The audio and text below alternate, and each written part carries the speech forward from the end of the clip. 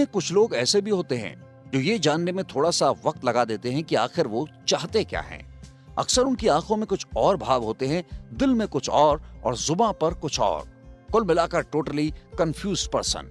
यही हाल फिलहाल डॉक्टर साहब का था। आइए जानते हैं आगे क्या हुआ।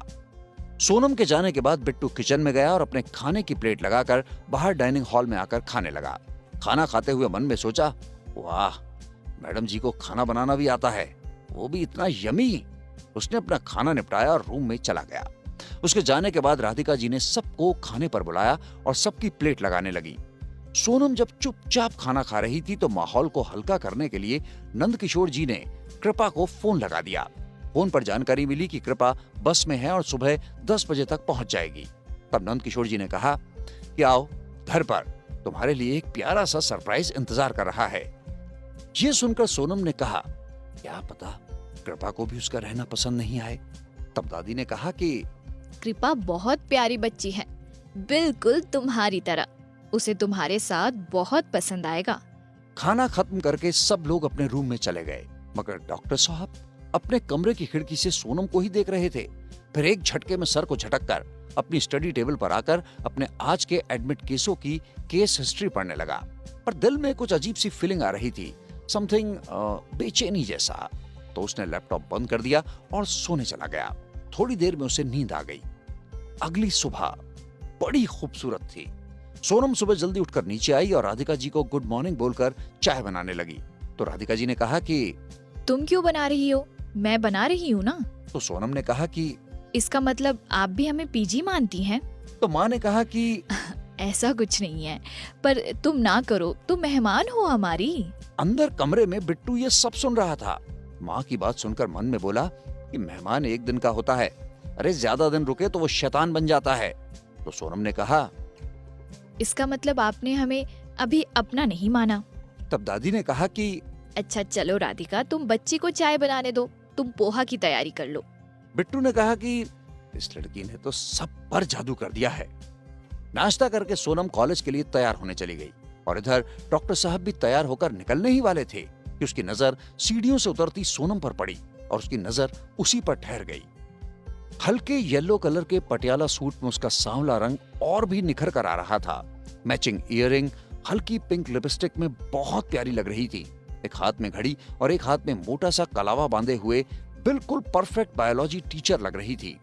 अचानक से बिट्टू को अपनी ओर देखते हुए वो गड़बड़ा गई और वो गिरने ही वाली थी कि डॉक्टर साहब ने उसका हाथ पकड़कर अपनी ओर खींच लिया और उसके लंबे कमर से नीचे लहराते बालों का जूड़ा खुल गया और उसका सलोना चेहरा बालों से ढक गया।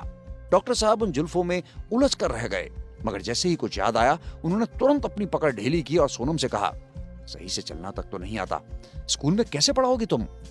अभी तक सोनम ने डर के मारे अपनी आंखें बंद कर रखी थी। उसने तुरंत ही खुद को संभाला और कुछ कहने जा ही रही थी कि अंदर से माँ और पापा दोनों लोग आ गए और बोले, तुम अभी तक गए नहीं बिट्टू? डॉक्टर साहब पापा के सवाल से अचकचा गए और बोले, बस निकल ही रहा था। तो राधिका जी ने कहा कि सोनम को भी बस स्टॉप तक छोड़ दो। सोनम ने कहा, नहीं आंटी जी, हम चले जाएंगे, अभी हमारे पास 15 मिनट का टाइम है, इनको देर हो जाएगी। बिट्टू अपना धूप का चश्मा सही करते हुए बोला, अच्छा किया जो खुद मना कर दिया, मैं वैसे भी नहीं ले जाने वाला था। और इतना कहकर वो अपने बुलेट पर फुर्र हो गया और सोनम भी अपने कॉलेज निकल गई। उन दिनों की तनातनी देखकर नंदकिशोर जी और राधिका जी ने एक साथ कहा, इन लोगों की ये आपसी खींचतान कब तक चलेगी? दादी ने कहा, तुम लोग परेशान मत हो, जितना ज्यादा लड़ेंगे उतना ही एक दूसरे को समझेंगे और फिर। तीनों ही कुछ सोचकर मुस्कुरा दिए। 10:30 के आसपास कृपा भी अपने कॉलेज टूर से लौटकर आ गई थी और सबसे मिलकर अपने टूर के एडवेंचर्स बताने में लग गई। नहाने के बाद उसने नाश्ता किया और फिर पापा के गले में बाहें डालकर पूछा, अब बताओ, आप किस सरप्राइज की बात कर रहे थे? तब राधिका जी ने कहा, सरप्राइज अभी कॉलेज गया है, दोपहर के खाने पर मिल लेना। तो कृपा ने माँ से कहा कि माँ, आप भी इतना सस्पेंस क्रिएट कर रहे हो यार, मतलब हद है। तब दादी ने कहा, तू चिंता मत कर कृपा, तुझे ये सरप्राइज जरूर पसंद आएगा। अब तो कृपा ने भी मान लिया कि अब तो इस सरप्राइज से मिलना ही पड़ेगा और वो सोने चली गई। दोपहर में करीब 2:30 बजे गेट खुला और सोनम थकी सी, गर्मी से परेशान, बेहाल चुपचाप चली आ रही थी। उसका सांवला सलोना मुखड़ा गर्मी से कुम्हलाया और लाल हो रखा था।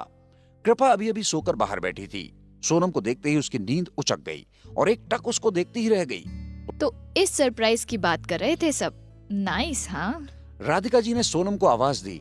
बेटा फ्रेश होकर चेंज कर लो, फिर खाना खा लो आकर, सब तुम्हारे इंतजार में बैठे हैं। सोनम जी आई कहकर ऊपर चली गई और जल्दी से चेंज करके वापस नीचे आ गई।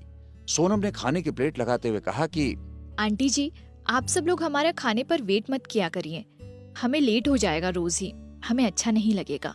तो नंद किशोर जी ने कहा, अरे कोई बात नहीं बेटा, आज तो वैसे भी कृपा आई है तो ये अब उठी है सोकर, इसलिए भी खाना थोड़ा सा लेट हो गया।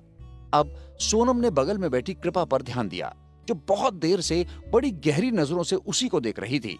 सोनम ने कृपा से कहा कि सॉरी, वो हमने हड़बड़ी में आप पर ध्यान नहीं दिया।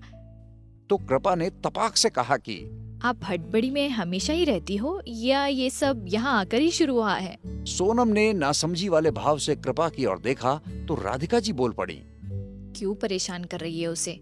आओ चलो खाना खाओ सब। खाना खाकर सब बतियाने लगे और पता ही नहीं चला कि कब सोनम और कृपा में गहरी छनने लगी। ऐसे ही दिन बीतने लगे और सोनम नंदकिशोर जी के परिवार से और क्लोज हो गई। कृपा तो उसकी बेस्टी बन गई।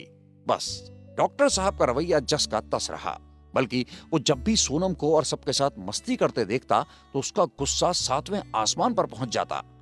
पर उसका गुस्सा क्यों था, ये वो खुद भी नहीं जानता था। डॉक्टर साहब के गुस्से का कारण क्या था? क्यों वो सोनम की अच्छाई को स्वीकार नहीं कर पा रहा था? जानने के लिए बने रहिए साथ में।